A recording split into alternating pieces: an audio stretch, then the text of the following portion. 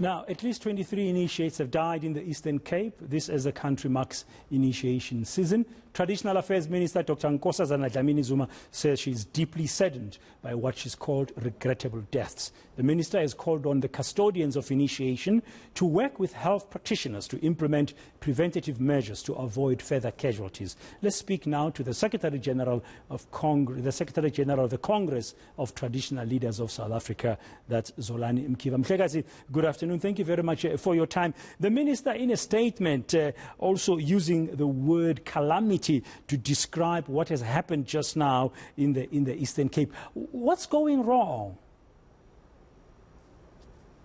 There are many things that are going wrong which are leading to these fatalities. And indeed, this is so unwarranted and unacceptable. It's really unbecoming that year on year we lose so many lives in the name of a ritual.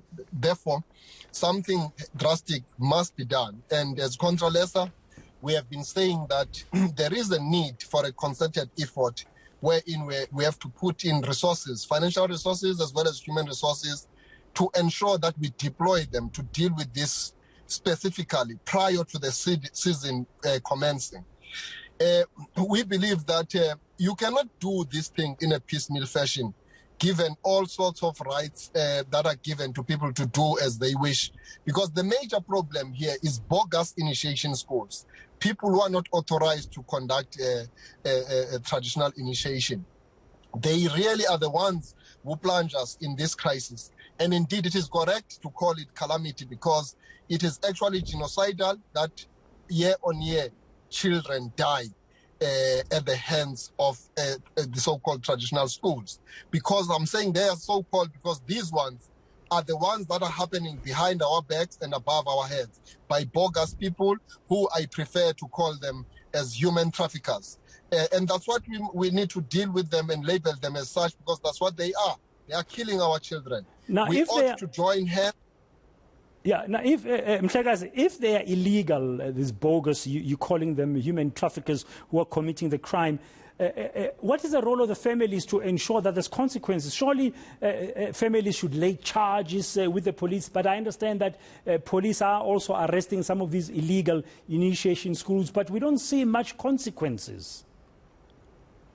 That's where the problem is. The consequence management does not apply in a manner wherein this thing is stopped once and for all, and we make an example by ensuring that somebody must serve for having done this. And, quite heavy sentences have to be really ordered in order to stop this once and for all. We need to work closely with COCTA, with health, as well as police. But I believe that more than just these forums to coordinate this work, what is needed is a deployment of resources so that there are full-time people, and we must designate certain areas. It must not be a free-for-all that must open a school at any given place. Given the fact that we have this crisis, I think some form of centralization per region, per district municipality needs to be taken into account so then that we can deploy health workers that have gone through the same ritual so that there are no contradictions. If a ritual kills people, it ceases to have that meaningful attachment. But I want you to understand as well that there are boys who take themselves there without the authorization of their own parents. And then they are trapped in that situation because some people are doing this for money. So when they check themselves in, they are checking themselves to people who are not authorized, who are traditional surgeons that are not certified by the institution of traditional leadership. So what's the role then of families in this? I mean, if there are boys, as you say, who take themselves there, where are the fathers? Where are the uncles? That's what I am saying, Braden. They take themselves behind the back of their own parents. Some of them have not reached the age, and they rush into becoming men even before the age that is set by the legislation. And that's why they go against the will of their own parents to go and check themselves in. Other parents are also irresponsible by taking their children to people who are not certified. So all we are saying is that there are a lot of problems that need a proper structure, that is a funded structure, which will really prevent this crisis from happening. But Mhlekazi, before you even get to a structure, if you have a young child, a young boy, who can go and take himself without the knowledge of the parents, that speaks to me, as I'm listening to a lack of discipline or some issue with the upbringing, because that will suggest lawlessness of some sort. Or am I reading the situation wrongly? You are correct. There's criminality on the part of those who call themselves traditional surgeons and yet they are not certified. And then the child who checks himself in under the stewardship of that person is an accomplice to that crime. And even though he is risking his own life, but he is an accomplice. So you're right, there's a lack of discipline, there's a lack of patience, there's intolerance on the part of certain children. But on the part of certain parents, there is irresponsibility because they just negate their responsibility, and as a result, they find their children in this kind of a situation. Are you aware of any convictions that have taken place recently against the illegal schools? Because I understand there have been some arrests. Are you aware of any convictions to send a message, a clear message? I have not heard in the recent history of any conviction, but I've heard of several arrests.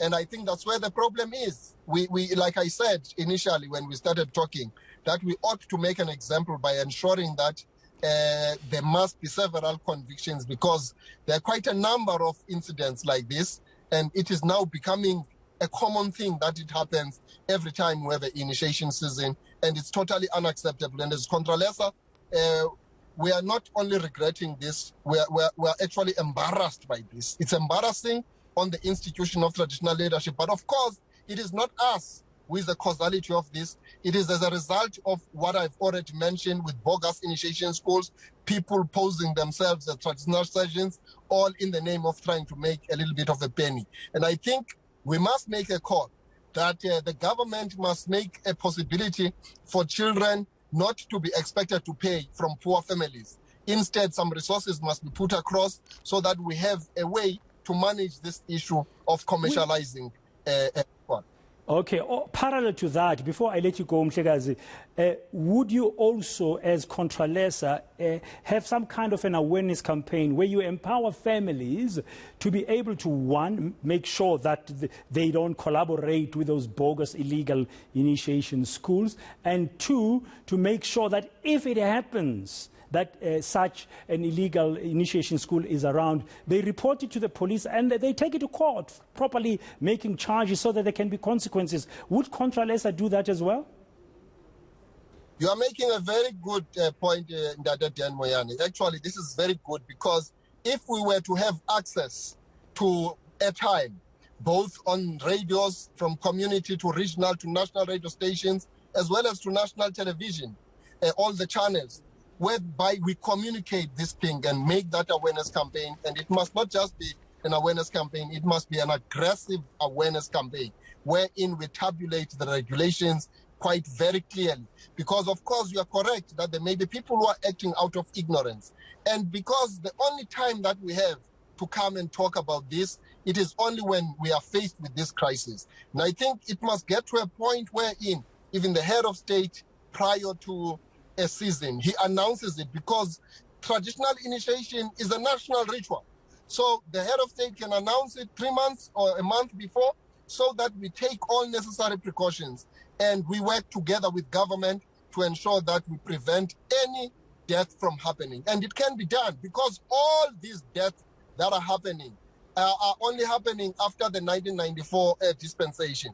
Prior to that, we didn't have this, and it is because people are taking chances and misusing and misinterpreting the Constitution that they are allowed to do as they wish, which is incorrect.